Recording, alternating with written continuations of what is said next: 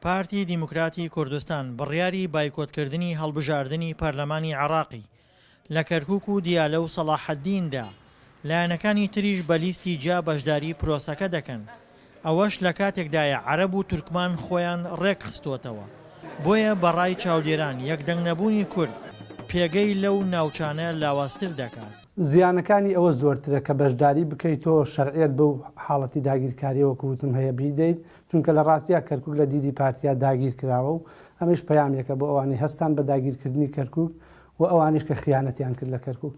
لە پاڵ بایکۆتکردنی پارتی و بە تەنیامانەوەی یەکێتیدا گۆڕان و کۆمەڵ و هاوپەیمانی دیموکراسیش هاوپەیمانێتێکیان پێکێناوە و بە یەک لیست بەشداری هەڵبژاردننی پەرلەمانی عێراق لە ناوچە کێشە لەسەرەکان دەکەن.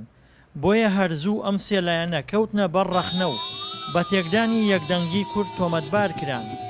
بەڵام ئەوان گوێ بە ڕەخنەکان نادەن و پێیان وایە سەردەمی پارتی و یەکێتی بەسەر چووە. بە پرتەوازی نبینەوە ئەوەندەی جۆرێک لە عقوبەی ئەو لایەن و هێزانەی کە پێشتر ئیدارەی ئەو مەلەفەیان کردووە چیتر ناکرێت خەڵکی کەرکووک بتوانێت بۆ لایەنان بدات و ئێستا دەبێت ئەکرێت لایەنی گروپی تر ئێستا پەرتەوازش نییە ئەو تا بۆ نمونە سێ لایەنی سەرەکی بڕیارەنداوە پێکەوە تەحالف بکەنەوە تەحالفەکەشیان کراوەیە ئەکرێت کەسایەتی و هێز و خەڵکی تریش بەشدار بێت.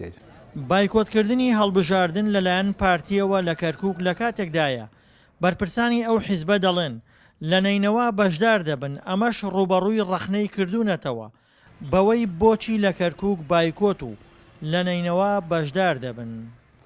لەوێ پارتی ئەنجومەنی سەرکردایەتی بادینانی هەیە یان لقەکانی حەزبی هەیە بە تەئکید بابەتەکە نزیک بێتەوە ئەوانیش دراسی بارودۆخەکەیەکەن.